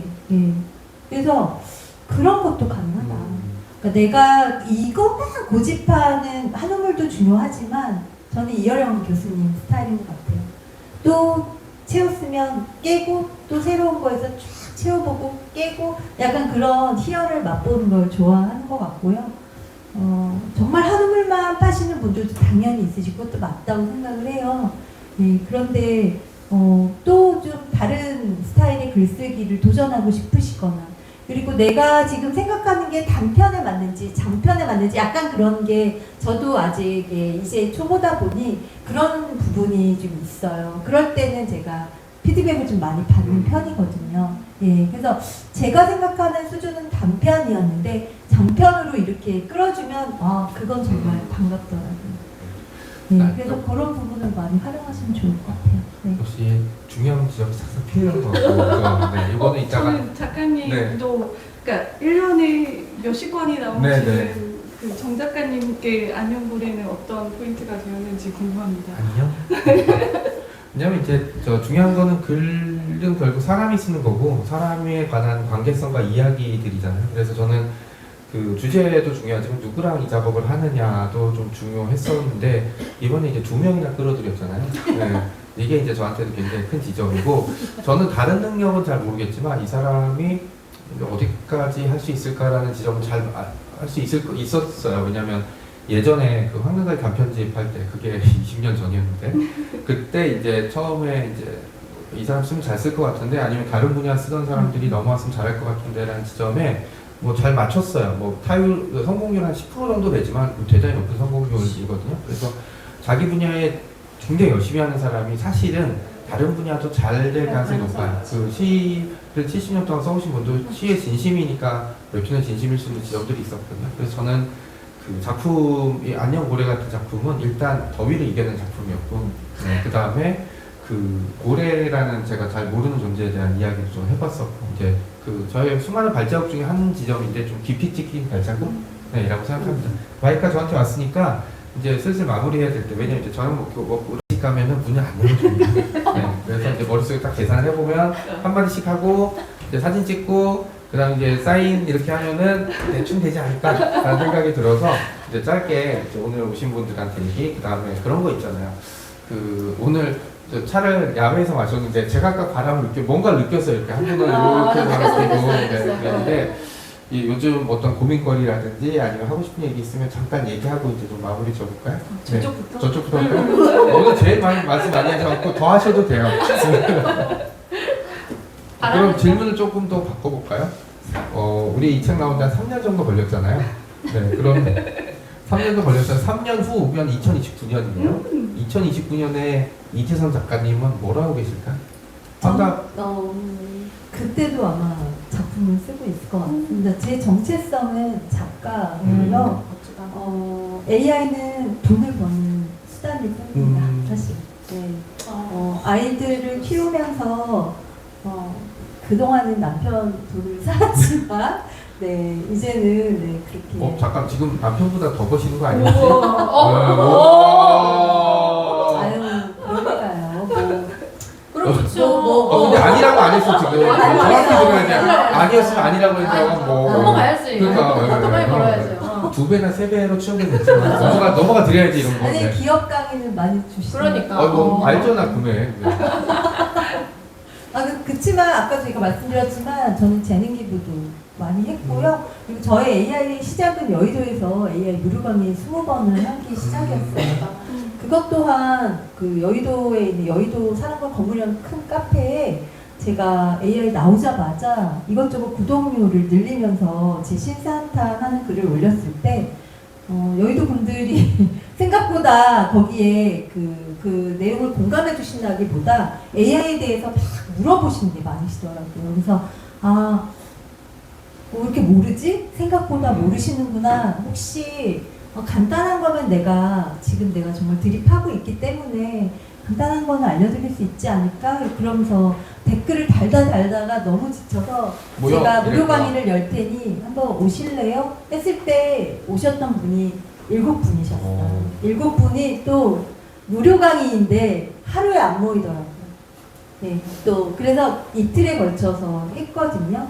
그것도 저희 집에서 제가 막 브런치 차려가지고 이렇게 했었는데 그게 시작이었고 그 커뮤니티가 지금 120명이 됐고요. 그렇게 해서 AI 그 멤버들을 제가 지금 키우고 있어요. 네. 여의도 마음이네요.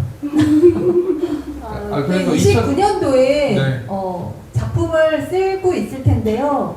아주 멋진 작업실에 있지 않을까 생각을 합니다. 정말 통창 그리고 서울이 내려다 보이는 여의도.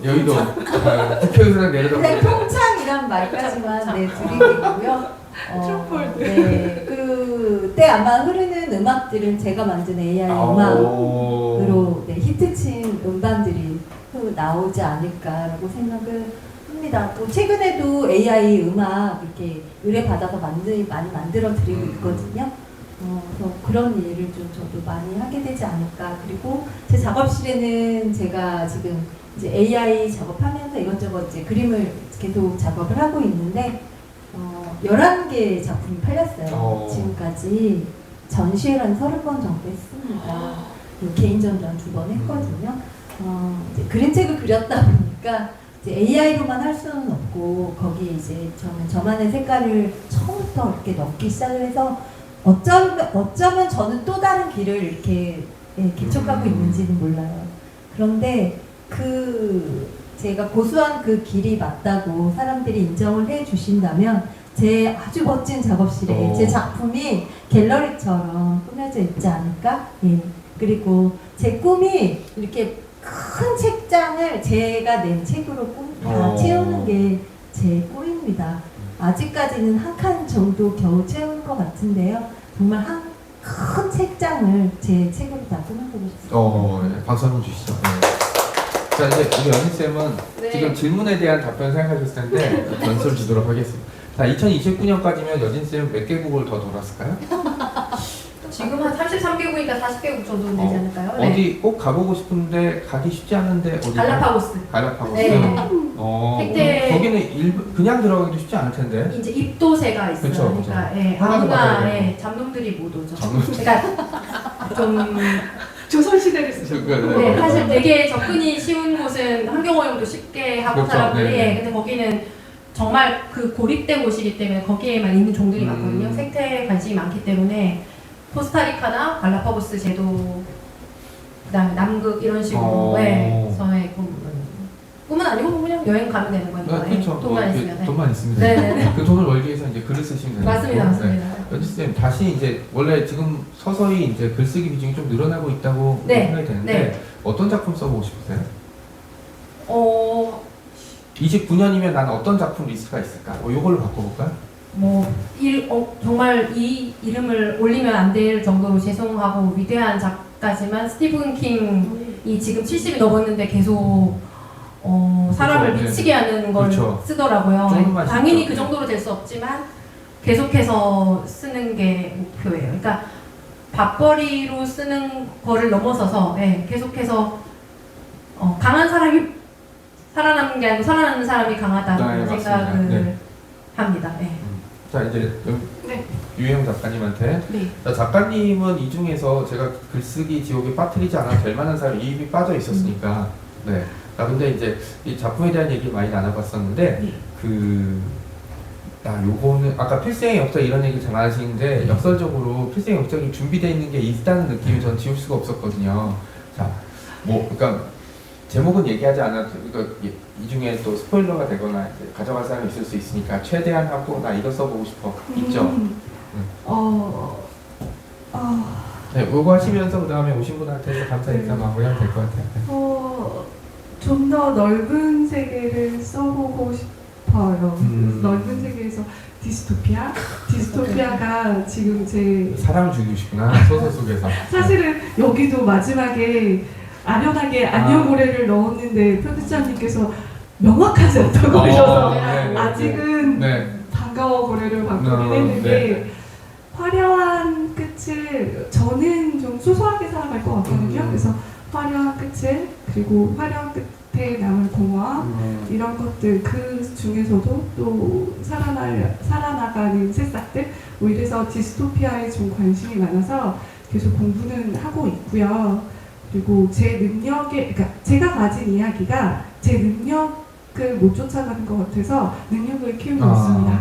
그리고 지치지 않고 끝까지 쓰고 싶어졌어요. 그러면 얘기하는 그 네. 작품이 네. 2029년 쯤에는 완성이 돼 있을까요? 아니면 그 다음으로 넘어가는 장기 아니에요. 프로젝트인가요? 완성을 했을 텐데 제 이야기를 담아주는 출판사를 찾는 게 관건이지 않을까요? 그건 그 조앤 관건이죠. 롤린처럼? 네. 모두에게 그러니까. 네. 그래서 그리고 오늘 드리고 싶은 말씀은 진짜 토요일 되게 귀한 시간이잖아요. 근데 저도 그 자리에 앉았을 때 늘 마지막 말이 이런 것들이 너무 뻔한데? 라고 생각했는데 정말 한 분 한 분 너무너무 감사해서 가서 이렇게 안아라도 드리고 싶은 심정입니다. 쓴 시간보다 더 오래 살아남는 이야기가 됐으면 하는데 여기에 계신 분들이 씨앗이 돼서 더 긴 시간을 버텨낼 수 있는 책이 될 것 같습니다. 오늘 와주셔서 정말 감사합니다. 이렇게 성취형이고요. 저는 고양이를 예전에 기른 적이 있고 지금은 이제 없는데 애견 애묘인대사에 그런 얘기가 있어요. 내가 죽으면 내가 길렀던 개와 고양이가 천국에서 기다리니까. 네. 작가들은 천국에 가면 누가 기다리고 있을까요? 원고를 못 받은 출판 편집자? 내가 죽인 그 네, 주인공들이. 그렇죠. 아니면 저는 농담삼아 이제 또 얘기하신 대로 내가 쓴 소설 속에 등장인물 나올 기다리고 있을 것이다라는 생각을 좀 해봤거든요. 그래서 안아주고 싶네요. 네. 안아줄 수 없는 사람도 태워버리거나 부서진 사람도 있기 때문에 2029년에 저는 아마 56세가 돼 있겠네요. 네, 환갑에 조금 가까워졌다.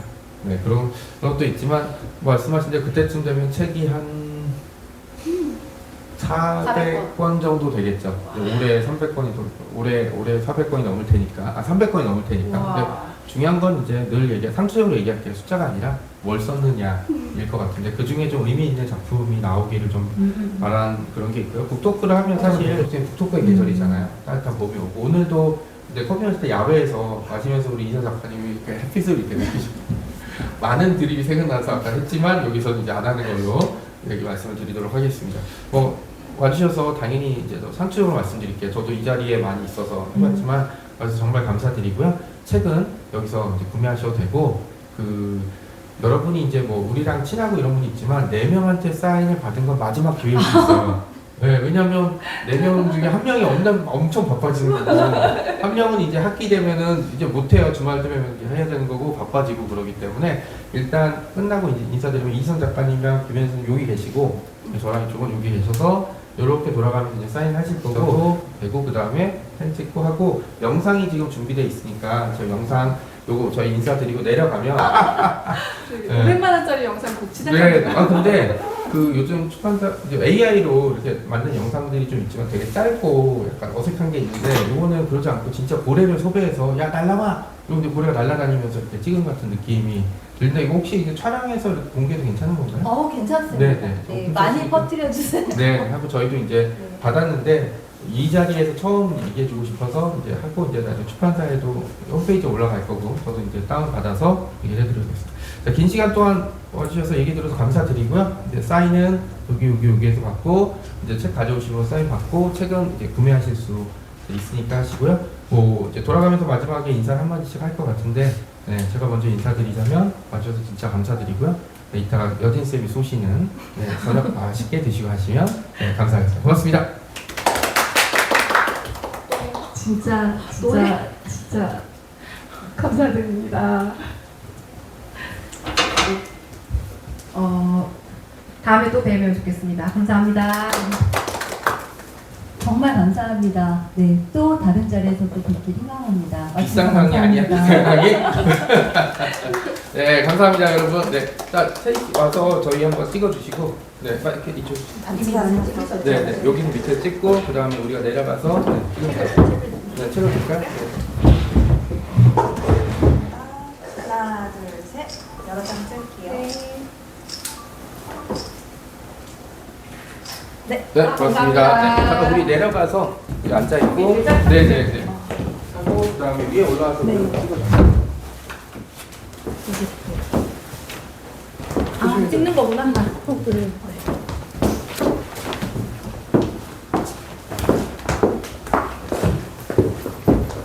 찍겠습니다. 하나, 둘, 셋. 하나, 둘, 셋. 네, 고맙습니다.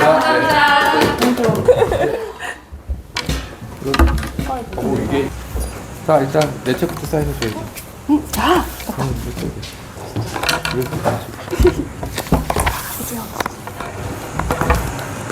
어떻게 이형으로 해? 이형 해주세요.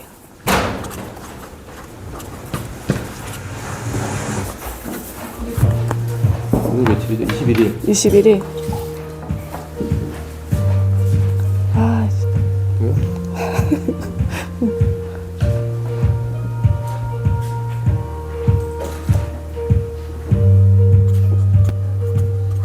잠깐만, 우리 여기 있어.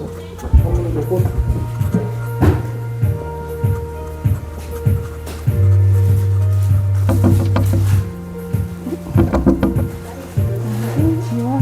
네, 저쪽부터.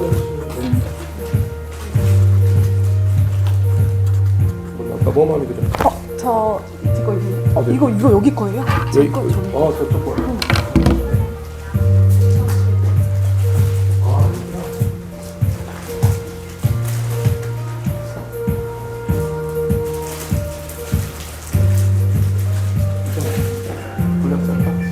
이거요.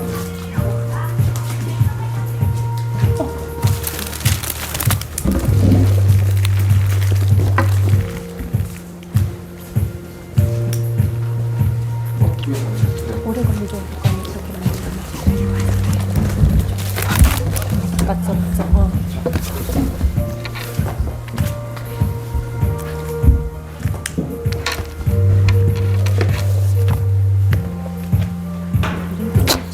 뭐 하자고? 그래. 아, 네. 긴 영상도 섭외 노래 들어요. 다 나름이죠, 그렇죠? 우와. 2월 10일. 아, 제가 저로 넣어드릴게요. 네. 루비스.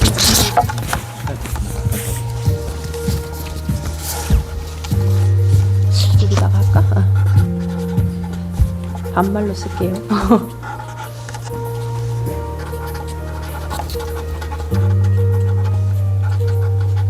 멘트를 항상 준비하시는 건가요? 책마다 다르게.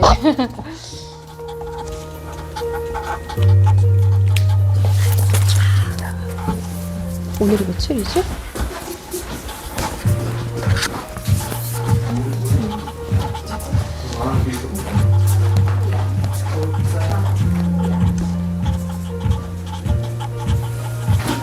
왠지 작가님이실 것 같아. 감사합니다. 성함 뭐라고 했을까? 박지선이요. 지선. 지선인데. 지선쌤이다. 반말로 쓸게요.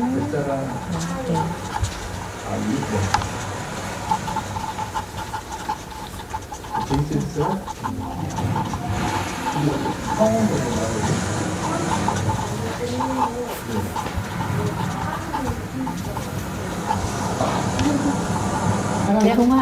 동화 지금 배우고 위주로. 있는 아, 그렇구나. 배우고 있어요. 아직 부족해서. JY 스토리텔링 거기. 네네. 있죠? 예. 배우고 있어요. 아, 네. 안녕하세요. 자, 미용사이실까요? 여기. 오, 여기 조그만 데 써야 쓰셔야 감사합니다, 작가님. 아, 안녕하세요. 제가 먼저 할까요?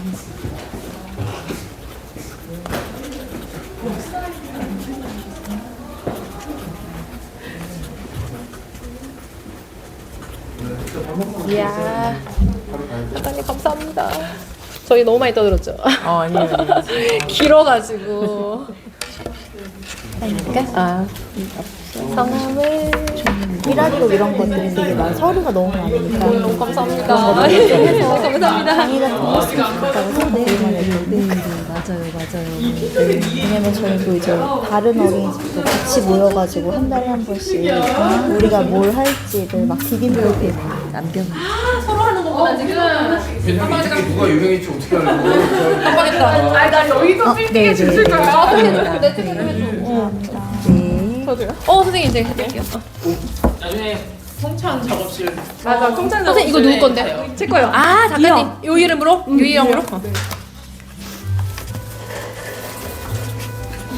나도 받을 거야, 나도. 나도 받을 거야. 연희쌤 여기 있습니다. 감사합니다. 우리 언니 오늘 다 언니랬네. 연락처 받았어요. 강의하러 와달라고 어린이집. 아, 오, 대박. 자, 이건 내 거. 감사합니다.